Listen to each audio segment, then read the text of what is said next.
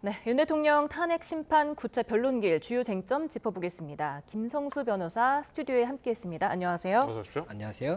네, 오늘 오후 2시부터 9차 변론길이 진행이 됐는데 윤 대통령이 오늘 나왔다가 현재 12시 40분쯤에 나왔다가 바로 그냥 돌아갔습니다. 왜 그런 걸까요? 일단은 여러 가지 추측이 가능할 것 같습니다. 우선 지금 오늘 9차 변론기일이고 이제 지금 현재 오후 2시부터 시작을 했지 않습니까? 그런데 오늘 절차 같은 경우에는 이 증인신문, 이 기존의 증인신문 기일이 아니라 이 증거조사 기일이라고 볼 수가 있고 또 이 증거에 근거해서 이 사실관계를 중간 정리하는 그런 단계라고 볼 수가 있는데 이 부분 관련해서 아마 이 대리인 측과 이야기를 했을 때 윤 대통령이 이 부분 사실관계를 직접적으로 진술한다든지 이야기할 부분이 없다라고 판단을 해서 돌아간 것이 아닌가 생각이 드는데 다만 현재까지 다 이동을 했다가 다시 돌아갔던 부분이 있었기 때문에 어떠한 변동사항이 있었기 때문에 이 부분에 대해서 현장까지 도착을 했다가 돌아갔는지에 대해서는 여러 가지 추측이 있을 수밖에 없는 것 같습니다. 예. 그러면 오늘은 국회 측과 대통령 측 양측은 어떤 전략으로 어떤 내용을 발표하는 겁니까? 일단 오늘 같은 경우에 중요한 부분은 증거 조사가 있었다는 겁니다. 그래서 이 증거에 대해서 채택 여부를 결정하는 부분이 있었고 이와 관련해서 첨예하게 다퉜던 부분이 이 관계자들의 진술 조서들이 있지 않습니까? 이 진술 조서에 대해서 증거로서 이제 채택을 하느냐 이 부분이 쟁점이 되는 것이 하나가 있었고 지금 현재 국회 측에서는 이 진술 조서라든지 다른 증거들을 통해서 국회 측에서 주장하고 있는 이 탄핵의 사유 5가지가 있지 않습니까? 이 5가지 사실관계에 대해서 이야기를 하고 해당 사실관계가 이 법 위반이라든지 헌법 위반이기 때문에 탄핵 사유에 해당한다. 이렇게 지금 주장을 정리하고 있는 그런 단계라고 볼 수가 있고 윤 대통령 측에서는 이 피청구인이지 않습니까? 그러면 피청구인 측에서는 이 탄핵의 사유가 존재한다는 사실관계를 부인을 하는 그런 부분이 있을 것이고 또 하나가 사실관계가 일부 인정된다고 하더라도 이 탄핵에 해당할 정도의 법 위반이나 헌법 위반이 없다라거나 아니면 그 위반이 있다고 하더라도 파면에 이를 정도의 중대성이 없다라고 주장할 수가 있기 때문에 이에 대해서 이제 각각의 증거를 통해서 사실관계를 주장하고 이와 관련한 법적으로 어떻게 포함될 수 있는 것인지 이런 부분을 정리하는 과정이었다고 볼 수가 있습니다. 오늘 새로운 증거들이 제시될 가능성에도 관심이 많았습니다. 어땠습니까? 일단은 새로운 증거들보다는 가장 주된 내용은 조서에 기재된 내용들이 어떤 것들이 있느냐를 제가 조금 더 구체적으로 알 수 있었던 그런 과정이 아니었나 생각이 됩니다. 그래서 지금 현재 국회 측에서는 그 조서에서 어느 조서에 어떠한 페이지에 어떤 내용이 있었다 이렇게 지금 이야기를 하고 있기 때문에 그런 부분들에 대해서 저희가 어떠한 내용이 나왔는지를 다시 한번 확인할 수 있는 그런 부분이 아니었나 생각이 되고 또 이제 윤 대통령 측에서는 이 관련 증언의 내용, 이제 국회에서의 증언이라든지 유튜브 영상 이런 것들을 통해서 진술조사 문제 반대되는 부분이라든지 아니면 모순되는 부분 이런 것들을 최대한 이제 짚어내고자 했던 그런 부분이 있는 것으로 보이거든요. 그렇다 보니 이에 대해서도 각각 어떻게 주장을 할 것인지를 제가 이제 전체 영상을 보고 나서 조금 더 자세하게 알 수 있지 않을까 생각이 됩니다. 예. 헌법재판소는 이 탄핵 심판에서 증인들의 수사기관 진술 조서를 증거로 인정하기로 했습니다. 이 부분은 대통령 측에서는 강하게 반발해왔던 내용들인데 이진우 전 수도방위사령관의 검찰 신문 조서거든요. 이걸 증거로 채택했다는 건데 이거는 어떤 뜻으로 받아들이면 될까요?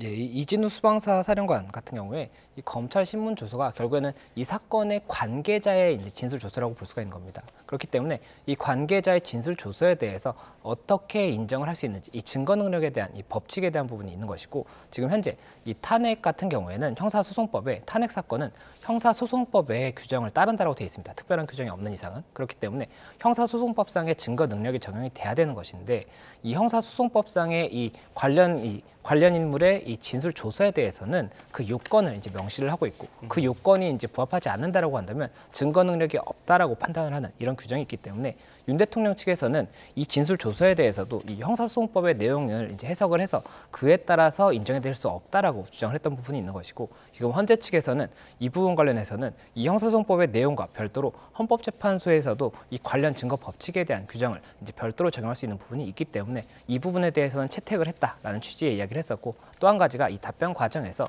그 4차 기일에 이진우 수방사령관이 이 답변을 하는 증인신문 과정이 있었지 않습니까? 그런데 그때 당시에도 이 부분 조서를 채택하겠다라고 이야기를 했던 부분이 있었기 때문에 지금 현재에 와서 이 신청을 하는 것이 너무 늦은 것이 아니냐 이런 의견을 피력하다 보니까는 이에 대해서도 계속해서 윤 대통령 측과 국회 측 이 부분에 대한 다툼이 있을 수밖에 없지 않을까 생각이 됩니다. 이렇기 때문에 헌법재판관 출신인 윤 대통령 측 조대현 변호사가 요청이 받아들여지지 않자 가방을 들고 심판정을 나가기도 했는데 이런 일이 있습니까, 보통?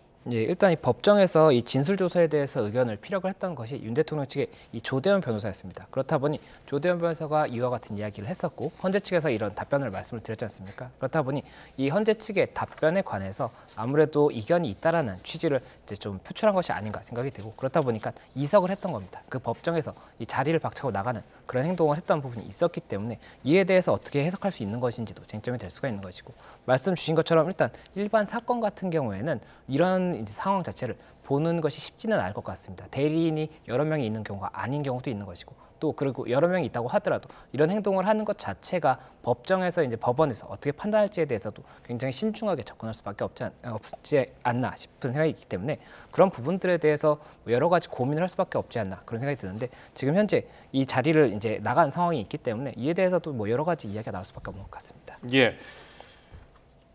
모레 20일 10차 변론기일 날에는 서울중앙지법에서는 형사재판 첫 공판 준비기일이 있고 또 구속 취소 신문도 함께 있어서 대통령 측에서는 좀 무리다 일정 10차 변론 날짜를 좀 변경해달라 예고를 했는데 요청을 했는데 헌재가 그대로 진행하기로 했습니다. 헌재의 입장은 뭐였습니까? 예, 일단 지금 이 10차 기일이 지정이 됐고 10차 기일이 이제 3명에 대한 증인 신문입니다. 그리고 그 증인 신문이 오후 2시부터 열린다라고 사전에 고지가 됐었습니다. 예. 그런데 윤 대통령 측에서 이야기했던 부분이 20일 오전에 이 윤 대통령의 형사 사건이 이제 진행이 될 예정이고 첫 공판 준비 기일이 진행될 예정이고 또 구속 취소에 대한 신문 기일도 지정이 될 예정이 있었기 때문에 이 부분 관련해서 방어권 보장을 위해서는 이 변론 기일을 한 차례 연기해달라 이렇게 요청을 했던 겁니다. 그리고 이에 대해서 오늘 헌재에서 답변을 했었는데 3가지 사유를 들었습니다. 그래서 첫 번째가 일단 이 사건의 기일이 오전과 오후로 시간적인 이제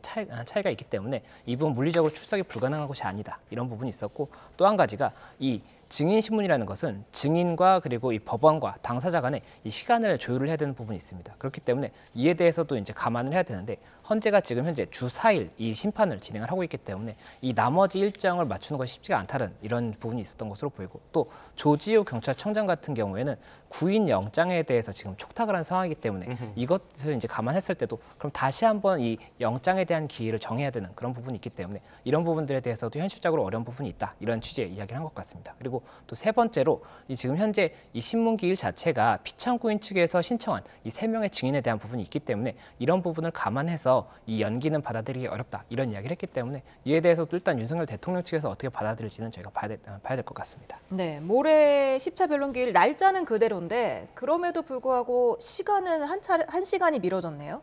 예, 그 시간에 대해서도 이야기가 있었던 것 같습니다. 그래서 시간이 당초에는 2시에 이제 한덕수 총리에 대해서 증인신문을 진행하고 그 다음에 이 4시에 그 홍장원 국정원 전 1차장에 대한 증인신문을 진행을 할 예정이었습니다. 그리고 5시에 이 조지호 경찰청장에 대한 증인신문 진행이 예정돼 있었는데 지금 다시 이제 보도가 나오는 것이 3시에 한덕수 총리 이 신문을 진행을 하고 5시에 이 홍장원 차장에 대해서 진행을 하고 7시에 조지호 청장에 대해서 진행을 하는 것으로 이제 변경이 되었다라고 이야기가 나오는 것을 봤을 때는 아마 이 형사 사건이 진행이 된 다음에 이동을 하는 시간도 있을 것이고 또 이제 현재 사건에 이 진행을 하기 전에 준비할 시간도 있어야 되지 않습니까? 그래서 그런 부분들에 대해서 반영을 한 것이 아닌가 이렇게 이야기가 나오는 것 같습니다. 예, 앞서서 헌재가 조지호 경찰청장에 대해서 구인영장을 발부했고 집행을 촉탁했는데 근데 조지호 경찰청장은 건강상 이유를 들어서 불출석 사유서를 제출했단 말이죠.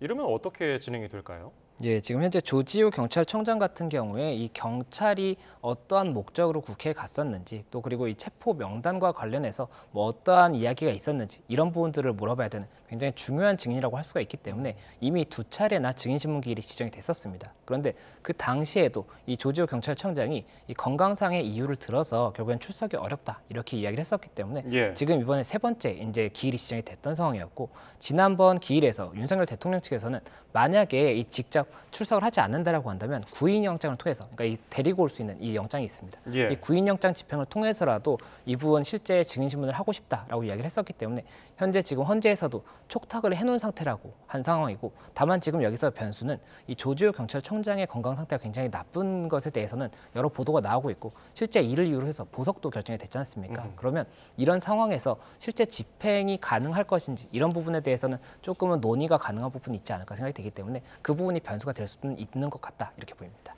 주치의가 반대를 하더라도 강제 구인이 가능합니까? 그 부분에 대해서도 우선은 상황을 봐야 될 것 같습니다. 이 구인영장이라는 것이 통상적으로는 이 정당한 사유 없이 증인 이제 출석을 하지 않는 그 해당 증인에 대해서 구인영장을 통해서 이 법정으로 데리고 와서 증언을 받는 그런 과정이라고 볼 수가 있는 것인데 지금 현재는 이 건강상의 이유가 정당한 사유로 볼 수 있는지에 대해서 쟁점이 될 수가 있고 만약이라도 이 건강 상태가 정말 좋지 않아서 정당하게 출석하지 않은 것이라고 봤을 때 그렇다면 그 경우에도 구인영장을 집행한 것이 타당하느냐 이에 대해서는 여러 가지 이제 해석이 될 수가 있기 때문에 말씀드렸던 것처럼 그런 부분 때문에라도 변수가 될 수 있지 않을까 생각이 됩니다. 예, 한덕수 총리라든지 홍장원 전 1차장의 경우는 대통령 측 증인인데 조지호 경찰청장은 쌍방 양쪽의 모두의 증인이란 말이죠. 양측에서는 각각 어떤 진술을 좀 듣고 싶어 할까요? 예, 일단 조지호 경찰청장에 대해서 말씀드렸던 것처럼 쟁점이 되는 부분이 국회에 일단은 경찰이 담을 지켰지 않습니까? 예. 그렇다면 어떠한 목적으로 경찰이 담을 지켰던 것인지 이것이 쟁점이 될 수가 있습니다. 국회 기능 마비 시도의 이제 목적이었다는 것이 국회 측의 주장인 것이고 윤석열 대통령 측에서는 이 질서 안전 유지 이 부분을 위해서 이제 갔다라고 하고 있는 것이기 때문에 실제로 어떠한 이야기를 듣고 갔던 것인지 이게 쟁점이 될 수가 있는 겁니다. 그리고 또 하나가 이 체포조 지금 의혹이 있지 않습니까? 그와 관련해서 체포 명단을 받은 사실이 있다라든지 아니면은 지금 체포조의 이 인원을 지원하기 위해서 경찰 명단이 제공된 것이 아니냐 이런 이야기가 나오고 있기 때문에 이러한 사실관계에 대해서 양측이 질문을 하지 않을까 생각이 되고 그리고 지금 현재 쌍방이 신청한 증인이 한덕수 총리 같은 경우에도 쌍방이 신청한 증인입니다. 그래서 그 부분에 대해서도 저희가 사실관계를 봐야 될 것 같은 게 이 쌍방이 신청한 것과 한 측이 신청한 것의 이 증인신문 과정에서의 차이를 설명을 드리면 예. 이 증인신문이라는 것은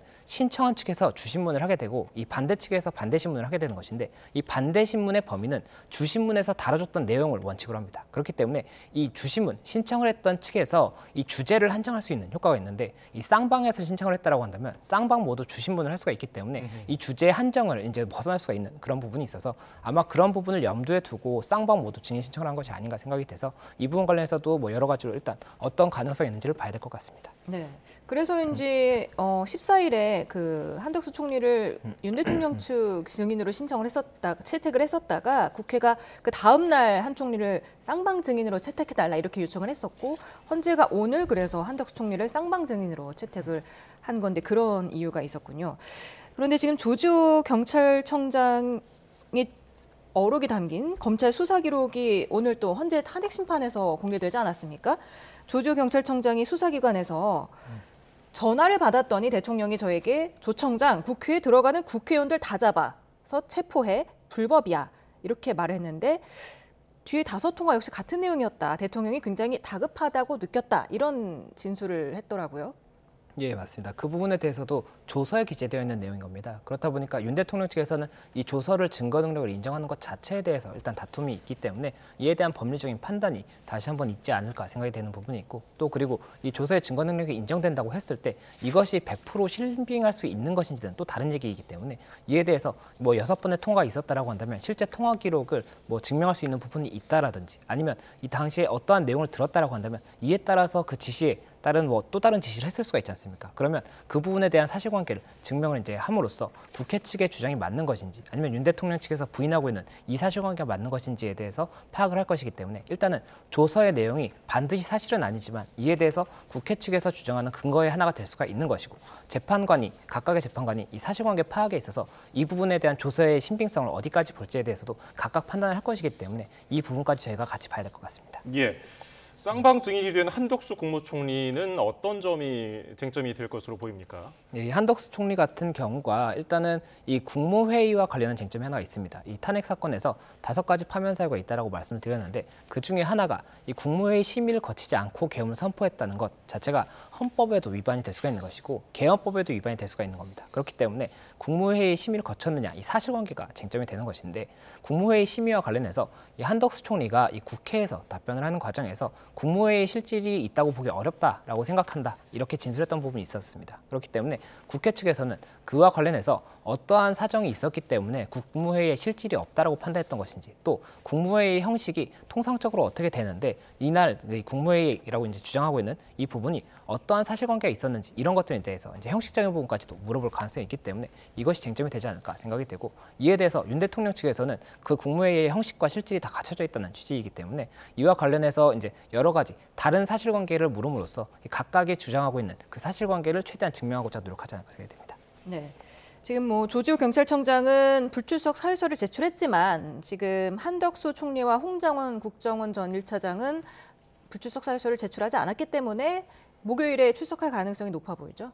예, 맞습니다. 아무래도 불출석 사유서를 제출하지 않았다라고 한다면 출석을 한다는 것을 전제할 수밖에 없는 상황이 아닌가 생각이 되고, 특히나 이 사건 같은 경우에는 이 송달이라든지 증인 신청이 있다는 것 자체를 이 당사자들도 다 알 수가 있지 않습니까? 그렇기 때문에 아무래도 실제 그 출석을 할 것이기 때문에 불출석에 관한 논의가 없는 것이 아닌가 이렇게 생각이 되고, 실제 집행이 됐을 때 어떠한 답변이 나오는 것인지를 저희가 여러 가지로 이제 가능성을 두고 볼 수 있을 것 같습니다. 예.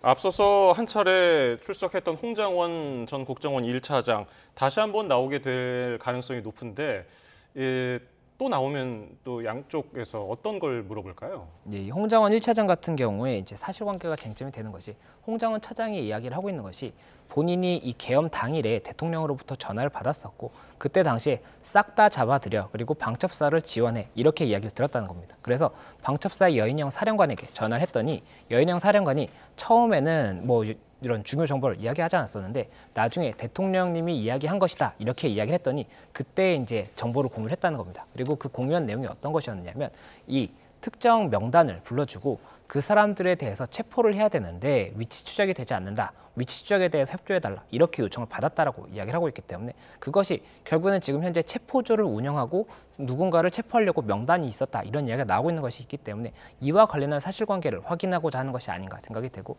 지금 그리고 명단이 있었다고 하더라도 그것이 윤석열 대통령이 지시한 명단인 것인지, 그리고 또 이게 그 지시가 있었다라고 했을 때 체포를 즉시 하라고 하는 것인지, 아니면 이 사람들의 일단 동선을 파악하고 어떠한 행위를 하는지, 이 뭐 만약에라도 포고령 위반이라든지 이런 행위를 하는 경우에 체포를 전제해서 파악을 하고자 하는 것인지, 이것 자체도 굉장히 중요한 사실관계가 될 수가 있기 때문에 이런 부분들에 대해서 종합적으로 묻기 위한 신문이 아닐까 생각이 됩니다. 사실 윤 대통령 측은 그동안 중대한 결심이라는 단어를 쓰면서 반발해오지 않았습니까?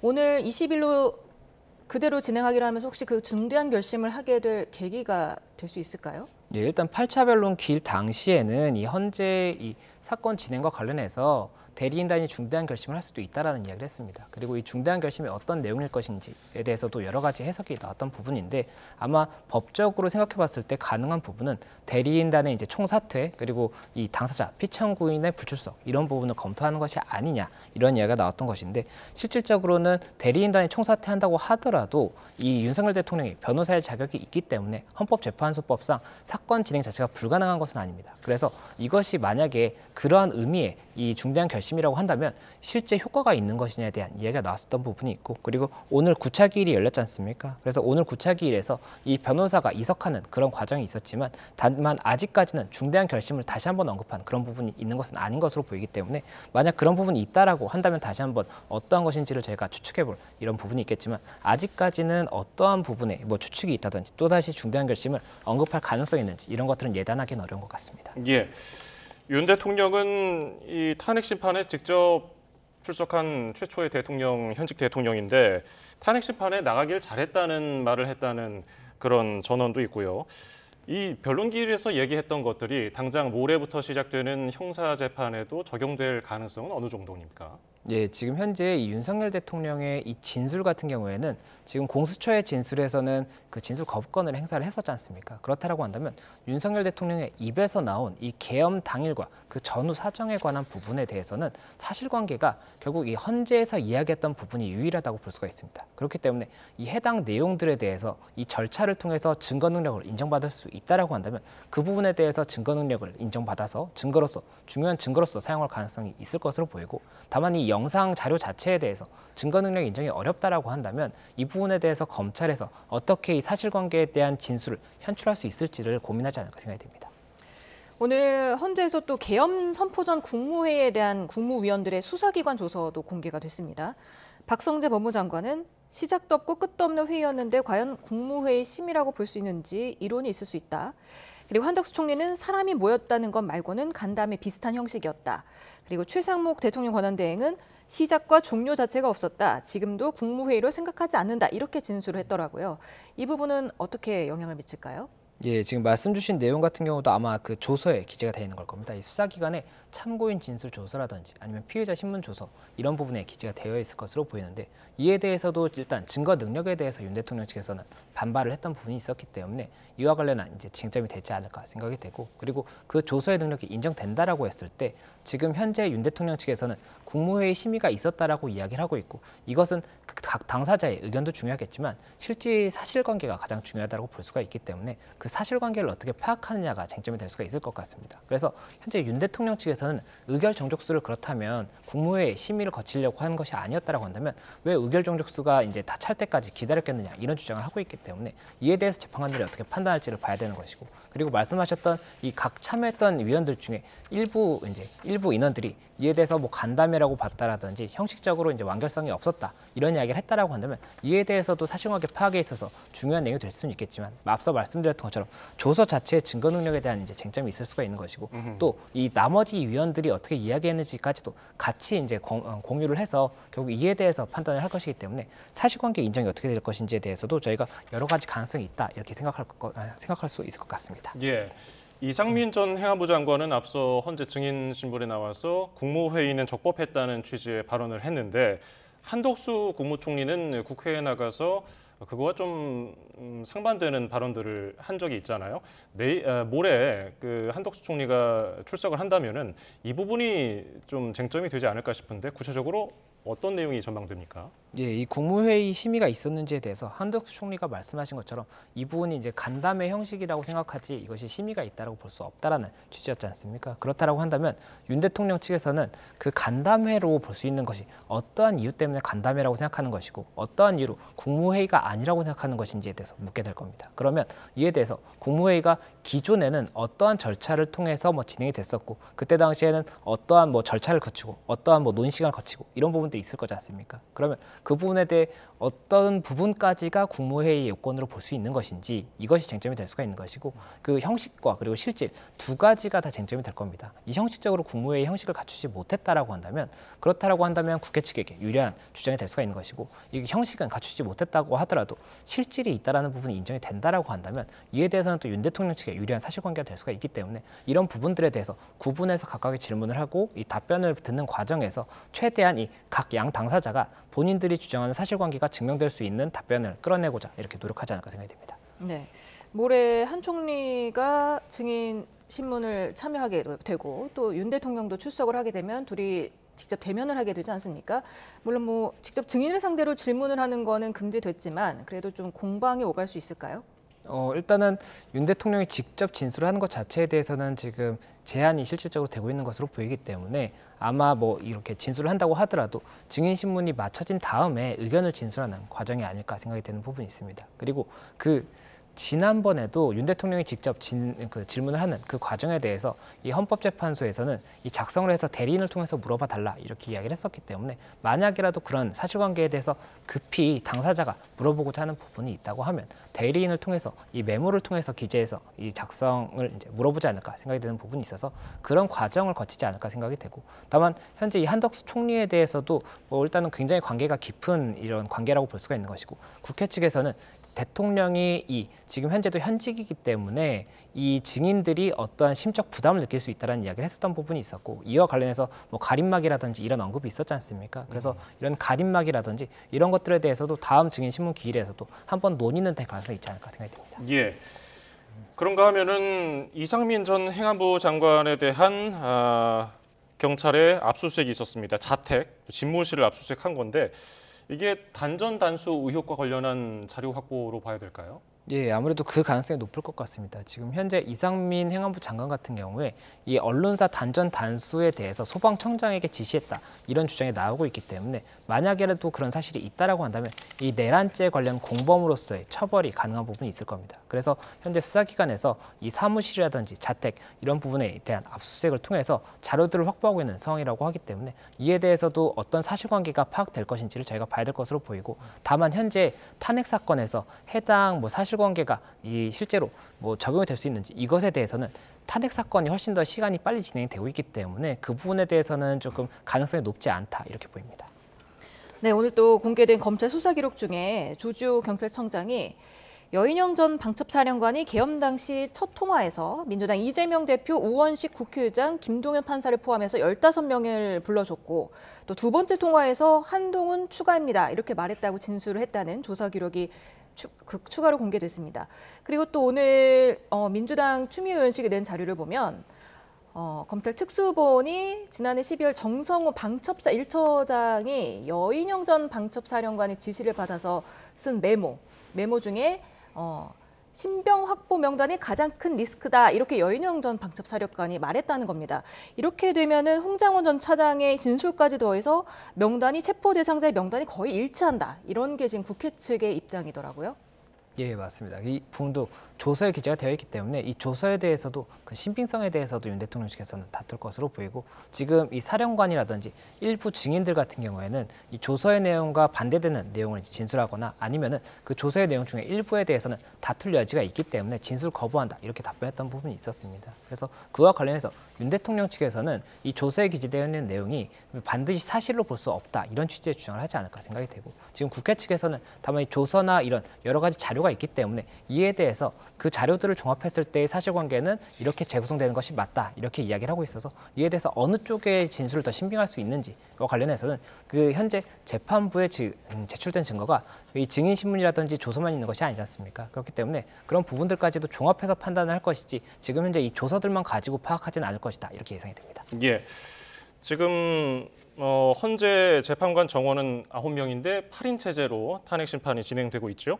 마은혁 재판관 후보자 임명 문제도 남아있는 상황인데 이 부분은 권한쟁의 심판 선고가 나올까요? 언제쯤 나올까요?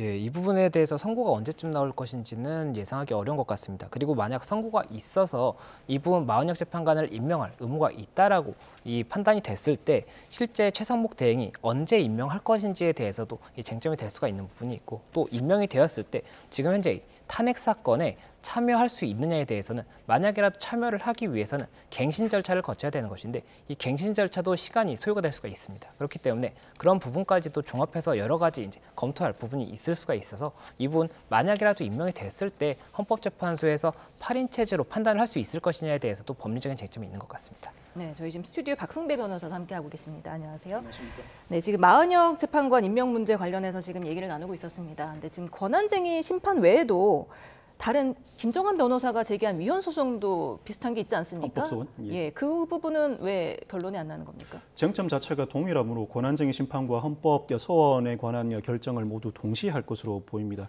쟁점 자체가 본질적으로 다르지 않고 특히 헌법 소원의 경우에는 정당한 재판을 받을 권리를 침해하였다는 이유로 헌법소원을 제기하였는데 오히려 일반 국민의 재판받을 권리 침해 주장이 각하 가능성도 거론되고 있는 상황입니다.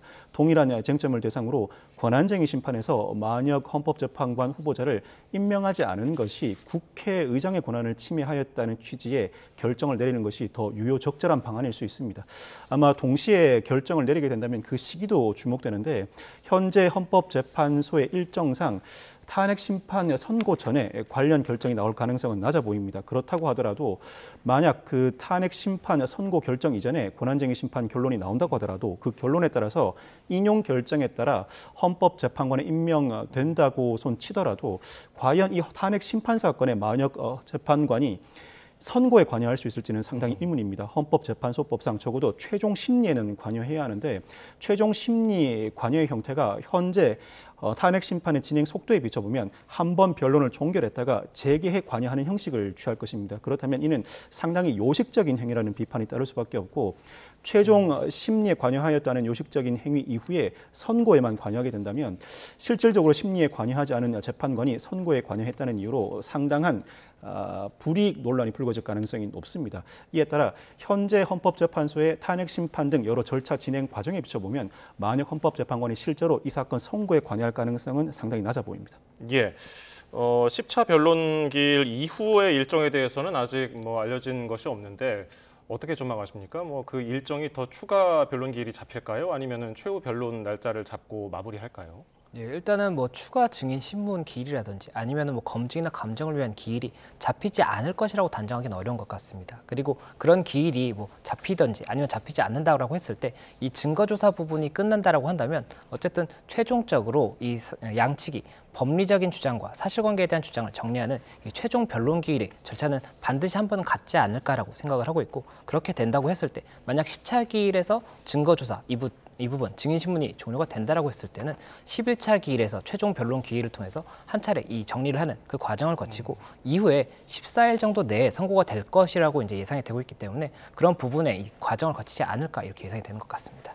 어떻습니까? 한 번만 더 추가가 될까요? 아니면은 2번 정도는 더 있을 것으로 보십니까? 현재 헌법재판소의 20일 10차 변론기일 강행 결정에 비춰보면 20일 10차 변론기일이 실질적 마지막 변론기일로 마무리될 가능성이 상당히 높습니다. 11일 변론기일은 그동안 현출된 각종 증거 서류와 증언을 토대로 양측이 주장과 입증을 최종적으로 정리하고 상황에 따라서는 피청구인인 윤 대통령에 대한 신문을 진행한 이후에 최후 변론을 진행함으로써 사안 자체를 종결할 가능성이 상당히 높아 보입니다. 11차 변론기일은 그동안의 변론기일 지정 관행에 비춰보면 다음 주 화요일이나 목요일 정도로 예상되는데 그때 변론을 종결하고 약 2주 뒤에는 선고가 단행될 가능성이 상당히 높아 보입니다. 지금 문영배 헌재 소장 권한대행이 대통령 측이 최후 변론에 소요되는 시간을 말해주면 보장하겠다 이렇게 밝혔는데 이게 무제한은 아닐 거 아닙니까? 그렇지만 최후 변론에 소요되는 시간도 무제한일 수는 없습니다. 그렇다고 하더라도 피청구인 측이 주장해서 정리하고 그 각종 현출되었던 증거 자료에 대해 의견을 밝히는 것도 무제한 시간을 쓸 필요도 없을 것으로 보입니다. 무엇보다도 현재 탄핵 심판 과정에서 피청구인 측은 그동안 현출되었던 수사기록상 참고인을 증인으로 불러내 증인의 신빙성을 탄핵하고 일부 증인의 경우에는 자신의 주장을 뒷받침하는 근거로 활용해 왔는데 그동안 현출되었던 증인의 각종 증언에 대한 탄핵 요지를 정리한다면 그렇게 긴 시간이 걸릴 수는 없어 보입니다. 만약 이 사건이 수사기록에 현출된 모든 참고인들을 증인으로 불러서 각 증인들에 대한 모든 신빙성 탄핵이 이루어졌다면 그 주장 정리에도 상당한 시간이 소요되겠습니다만 주요 증인에 대한 탄핵 심판 신빙성 절차가 다투어온 상황인 만큼 그 시간 자체가 오래 소요될 것으로 보이지는 않고 문영배 헌재 권한대행이 시간을 충분히 부여하겠다는 것은 아무리 피청구인 측이 관련 주장을 정리하고 현출한다고 하더라도 적어도 3시간은 넘기지 않을 것이다. 3시간, 4시간 정도라면 아마 시간이 늦추어진다고 하더라도 그 시간 정도는 충분히 받아들일 용의가 있고 피청구인 측에게 주장할 수 있는 모든 주장과 입증을 정리할 기회를 부여하겠다. 상황에 따라서는 새로운 주장과 증거 신청을 할 가능성도 있는데 주목해 봐야 하고 기존의 증인의 신빙성을 탄핵할 만한 내용이 현출된다면 이때는 추가 증인 채택 가능성도 열어두었다고 할 수 있습니다. 그렇지만 그렇지 않고 기존 주장의 반복이거나 기존 수사 자료로도 충분히 확인할 수 있는 사항에 관련된 주장이라면 최후 변론 진술로 가름할 수 있고 그와 같은 최후 변론 진술이라면 시간 제한 없이 무제한으로 보장하겠다는 취지로 읽힙니다. 예. 오늘 국회 측에서 문상호 정보사령관 진술조서 내용을 언급하니까 윤 대통령 측 변호인단이 불출석한 증인 조서 증거 조사는 위법하다 이렇게 재판부에 항의를 했거든요. 이에 대해서 문형배 재판관이 이미 4차 변론 때 증거가 결정됐다. 이의 신청도 늦은 면이 있다. 이렇게 얘기를 하기도 했고요. 오늘 뭐 윤 대통령 측 변호인이 가방을 들고 자리를 뜨는 그런 모습도 있었고 중대한 결심? 그거에 대한 변수는 어느 정도 가능성이 있다고 보세요? 중대한 결심이라면 변호인이 재판부에 중대한 결심을 현출한다면 크게 두 가지로 나누어 볼 수 있습니다. 첫째는 재판부에 대한 기피 신청이고 둘째는 변호인단의 사임이라고 할 수 있습니다. 그렇지만 이 사건 초반이라면 모를까 이제는 헌법재판도 종반부로 치닫고 있습니다. 이 상황에서 그대로 선고한다고 해도 무방할 단계에 이르렀는데 이 단계에서 헌법재판소 재판관을 기피 신청한다는 것은 무의미하고 윤 대통령 변호인 측의 사임 정도를 거론해 볼 수 있을 것 같습니다. 그렇지만 윤 대통령 변호인 측이 사임한다고 하더라도 그 사임을 이유로 더 이상 절차 진행을 하기 어려운 것은 아닙니다. 물론 헌법재판소법상 사인은 변호인을 선임해야 각종 헌법 절차를 수행할 수 있다는 규정이 존재합니다만 이 규정은 당사자가 헌법 절차를 수행할 수 있다는 의미이지 헌법재판소가 일방 당사자의 변호인 사임을 이유로 재판 절차를 진행하지 못한다는 규정은 아닙니다. 실효성 있는 주장은 아니라고 할 수 있는데 그만큼 충분히 방어권을 보장받지 못하고 있음을 강력한 의사표시로 나타낸다고 볼 수 있고 상황에 따라서는 일부 정치적 메시지로서 어떠한 헌법재판소의 결론이 나온다고 하더라도 이를 온전히 수용하기 어렵다는 사정을 사전에 고지한 것으로 추정됩니다. 네. 만약에 10차로 변론은 끝나고 다음 주 화요일 25일에 최후 변론이 진행이 된다 하면 한 2주 뒤면은 3월 11일에 결론이 나는 거 아니겠습니까? 그때가 또 비상계엄 100일째 되는 날이더라고요. 일단은 그 선고 기일에 대해서도 일단 14일 정도일 것이라고 저희가 예상을 하는 이유가 이 고 노무현 전 대통령 때나 이 박근혜 전 대통령 탄핵 사건이 있었지 않습니까? 그때 당시에도 이 최종 변론 기일로부터 14일, 10일 정도 이제 기간이 소요가 됐었습니다. 그렇다 보니까 그 정도의 기간이 소요되지 않겠느냐 이렇게 이야기가 나오는 것이고 이 기간 동안에 이 절차를 설명을 드리면 이 결정 이제 선고에 대한 이 결정문을 보면 그 이렇게 순서가 되어 있습니다. 사실관계에 대한 부분에 대한 인정이 있는 것이고 그리고 이 양측의 당사자의 주장에 대한 부분이 정리가 되는 부분이 있습니다. 그리고 이 양측 당사자 주장에 대해서 이 재판부가 판단을 하는 이 이제 항목이 있고 그 이후에 이것이 그렇다면 법이나 헌법을 위반한 것으로 볼 수 있는지와 그리고 이것이 파면에 이르는 정도인지 이것에 대한 결론을 내리는 이 과정을 거치게 됩니다. 그리고 이 과정에서 이 재판관들마다 의견이 나뉘는 경우에는 다수 의견과 소수 의견으로 나누고 그 중에서도 이제 보충 의견, 별개 의견, 반대 의견 이런 것들을 이제 표시를 할 수 있도록 이렇게 되어 있기 때문에 그런 절차를 거치는 시간이 필요하기 때문에 한 10일에서 14일 정도 소요가 될 것이 아닌가 이렇게 이야기가 나오는 것이고 다만 이것이 과거의 사례를 기준해서 저희가 예상하고 있는 기간이기 때문에 만약 이 사실관계 인정이라든지 이런 것들에 시간이 더 많이 소요가 된다라고 한다면 조금 더 길어질 수도 있는 것이고 아니면 이것이 더 간명하게 끝난다라고 한다면 조금 더 빨라질 수도 있기 때문에 그런 부분들에 대해서도 변수가 있고 현재는 지금 예상할 수 있는 그런 기간의 간격이다 이렇게 볼 수가 있을 것 같습니다. 예. 아직 뭐 헌재에서 대통령 측의 발언은 파편적으로 들어오는 상황이라 뭐 추측을 할 수밖에 없지만은 지금까지 들어온 내용을 보면은 중앙 선거관리 시스템의 부실 관리를 주장했고요. 그리고 앞에서도 언급이 됐었던 계엄의 배경으로 하이브리드전에 대한 설명도 있었고 또 민주노총 간부의 간첩죄 판결문 내용 제시도 있었고요. 국회 봉쇄 위법성에 대한 반박도 언급을 한 것으로 알려지고 있습니다. 뭐 어쨌든 지금까지 했던 주장들에 대한 종합 정리편이라고 볼 수도 있을 텐데 이런 전략들 어떻게 보고 계세요? 기본적으로 비상계엄 선포의 실체적, 절차적 요건을 갖추었는지 근본적인 의문이 제기되는 상황에서 실체적 요건을 갖출 수 있다는 취지의 항변을 거듭하고 있는 것이라고 할 수 있습니다.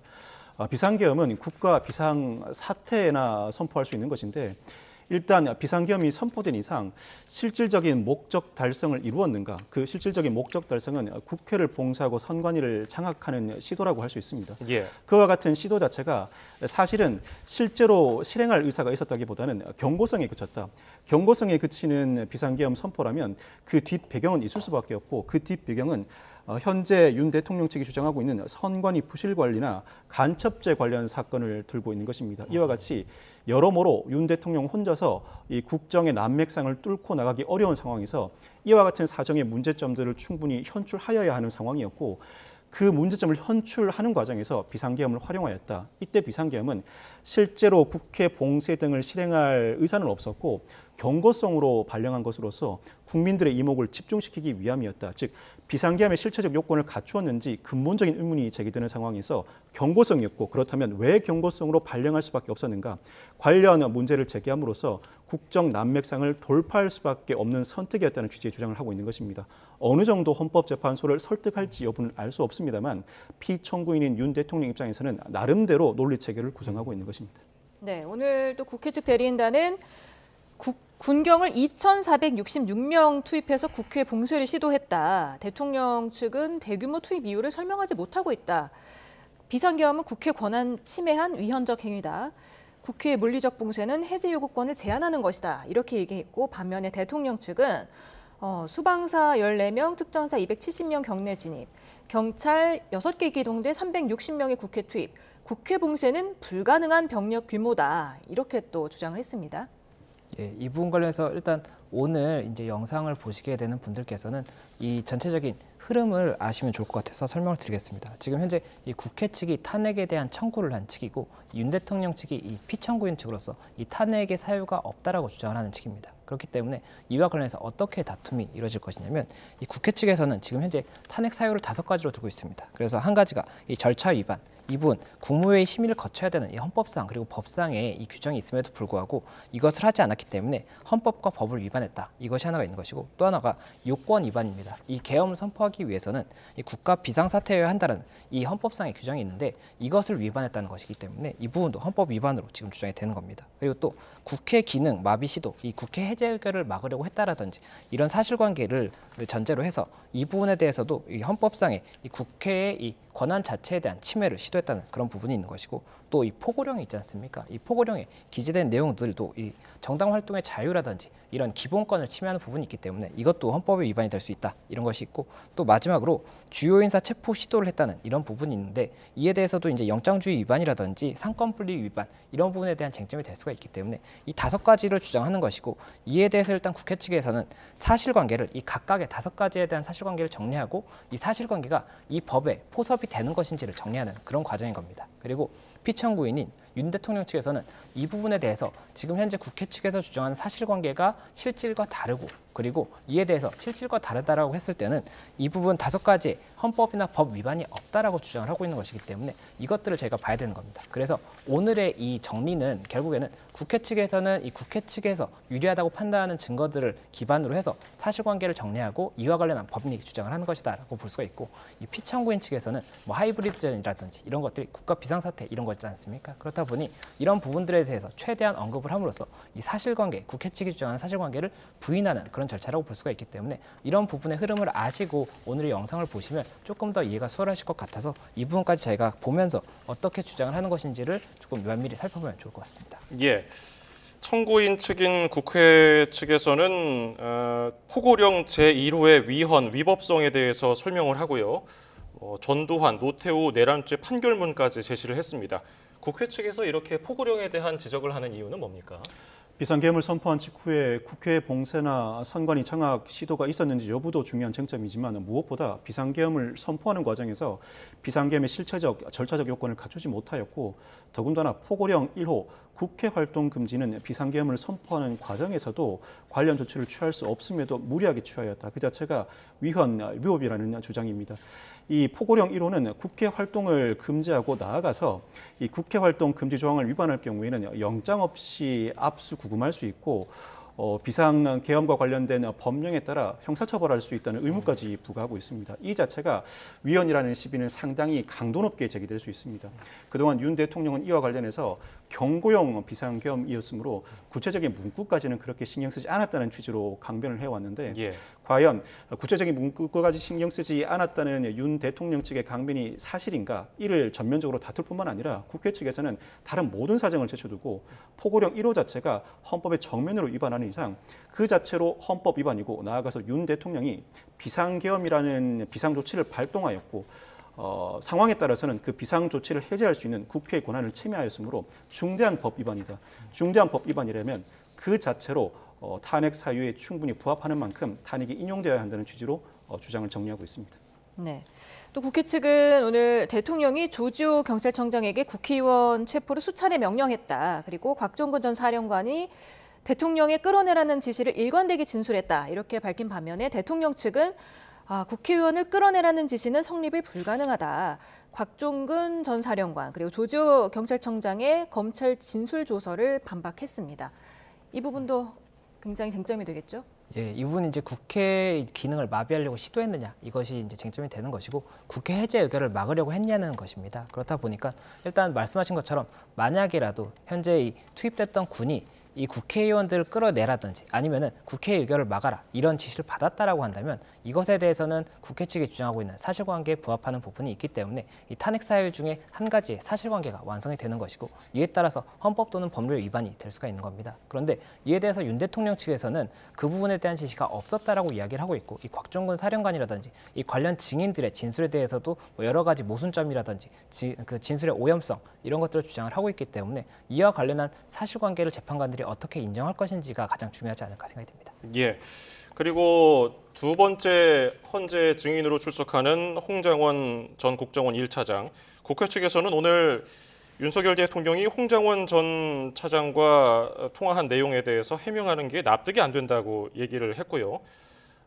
그리고 여인영 사령관과 홍장원 전 차장이 제시한 체포 명단이 일치하다는 취지로 발언을 했는데 모레 홍장원 전 차장이 나오게 되면은 이 부분도 분명히 또 논란거리가 될 것 같거든요. 어떻게 보세요? 앞서 증인으로 출석했던 홍 전 차장은 국회 측의 각종 요건에 비교적 부합하는 진술을 했습니다. 그렇지만 그 과정에서 일부 신빙성에 의문을 제기하는 의견도 제시돼 왔었고 이후에 출석했던 조태임 국정원장은 앞서 출석한 홍 전 차장의 진술 신빙성을 탄핵하는 데 많은 부분 진술을 할애했습니다.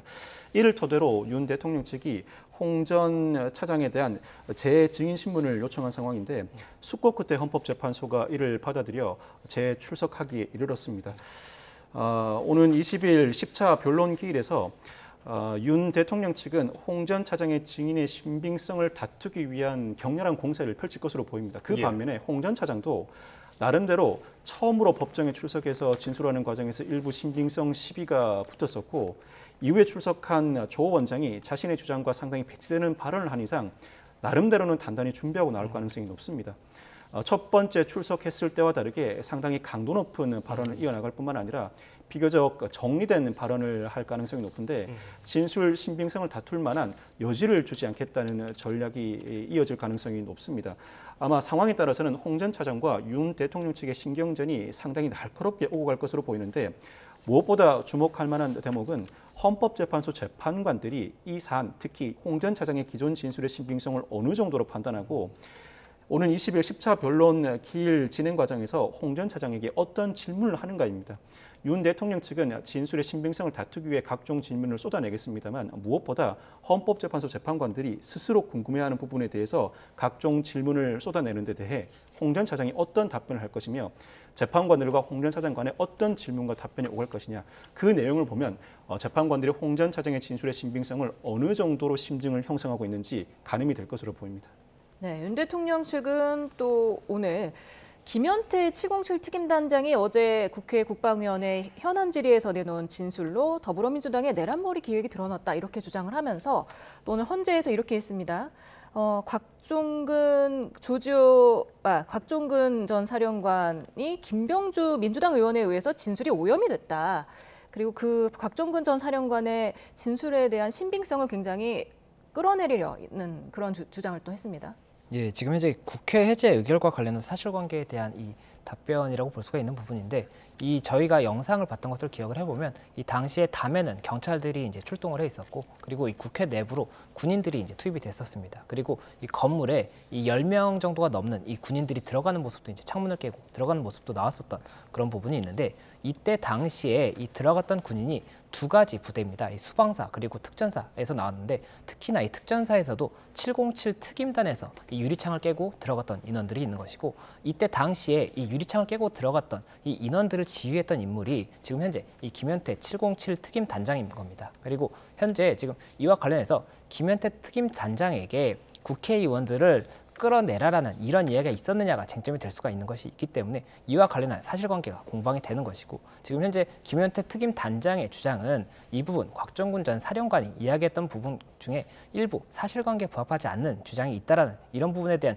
추가적인 진술이 지금 현재 국회에서의 증언에서 나온 부분이 있어서 이와 관련해서 윤 대통령 측에서 어떠한 주장을 펼칠 것인지 그리고 이에 대해서 이 국회 측에서는 어떠한 반박을 할 것인지를 제가 봐야 되는 그런 상황인 겁니다. 예.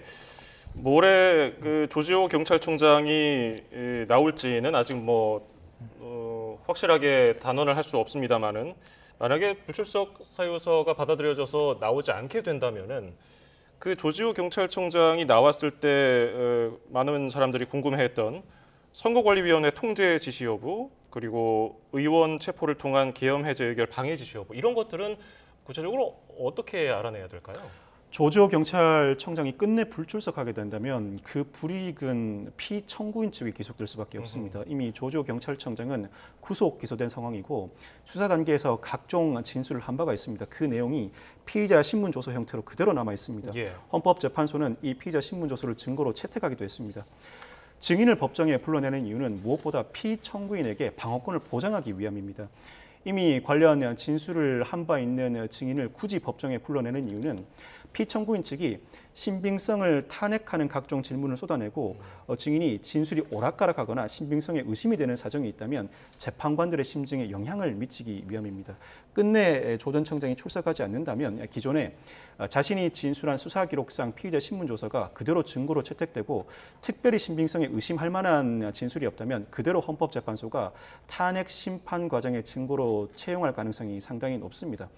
조 전 청장이 물론 자신의 건강을 이유로 불출석할 가능성이 상당히 높아 보이긴 합니다만 그 외에도 다른 이유도 숨어 있을 것으로 보입니다. 조 전 청장은 다시 헌법재판소 법정의 증인으로 출석해서 이 사안과 관련해 재론을 할 필요를 느끼지 못할 가능성이 있습니다. 자신이 할 말은 이미 수사 단계에서 진술했고 그 진술을 뒤집을 만한 필요도 의지도 없다는 의지의 피력으로 보입니다. 그렇다면 결국 조지호 경찰청장이 불출석한다면 기존 진술 내용을 토대로 사건의 실체를 파악할 수밖에 없고 그 불이익은 피청구인에게 귀속될 수밖에 없습니다.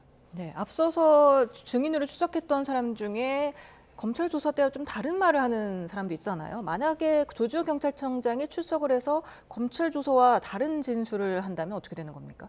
예, 그 부분에 대해서 어느 쪽의 진술을 더 신빙할 수 있다고 판단할지에 대해서는 이 각 재판관이 볼 것으로 보입니다. 그래서 이 최초의 이제 진술이라고 볼 수 있는 것이 진술 조서도 있고 이제 국회에서의 증언들이 있습니다. 그렇기 때문에 이 부분 시간적으로 앞서 있는 진술들이 더 사실로 볼 수 있는 것이냐, 아니면 이 증인 신문 과정에서 위증의 죄에 대한 이 부분 고지를 받고 이제 반대 신문까지 가능한 이런 부분에서 답변한 것이 더 사실관계에 부합하는 그런 것으로 볼 수 있느냐가 쟁점이 될 수가 있기 때문에 이에 대해서는 각 재판관이 그 답변의 내용 그리고 이제 나머지 물증들이 또 추가적으로 있지 않습니까? 그럼 그 증거들을 종합해서 어느 쪽의 진술을 신뢰할 수 있는지 이것을 파악하지 않을까 생각이 되고, 또 이게 결국에는 이 각 증인들만의 이 증인 자신의 말이 모순되는지도 중요하지만 이 증인들 간에 이 이야기가 다른 부분이 있다고 한다면 그 부분에 대해서도 어느 쪽의 말이 맞는지 이런 것들을 판단을 하는 그런 절차를 거칠 것이기 때문에 그런 부분이 중요하지 않을까 생각이 됩니다. 그리고 이 사건 같은 경우에는 지금 현재 체계가 있는 이 경찰도 그리고 군도 이 체계가 있습니다. 이 상하에 체계가 있기 때문에 어떠한 지시를 받은 사람이 있다고 한다면 이것이 이 하부에 하달이 됩니다. 그러면 이것을 들은 사람이 무엇이라고 들었는지 그리고 이에 대해서 어떠한 조치를 했는지 이런 것들에 대한 증거들이 상당히 있을 것이기 때문에 그런 사실관계들을 통해서 결국에는 진술의 신빙성이 어느 쪽에 더 맞는지에 대한 판단이 있지 않을까 생각이 됩니다. 예. 뭐 국회에서 김용태 단장 지시로 국회 지하 1층의 조명이 꺼지는 그런 CCTV 영상이 뭐 공개되기도 했었는데 그런 뭐 조서에도 없고 헌재에서도 나오지 않았던 내용들이 지금 방송을 통해서도 하나둘씩 또 언급되고 나오기도 하는데 그런 내용들도 헌재 심판에 영향을 줄 수 있겠습니까?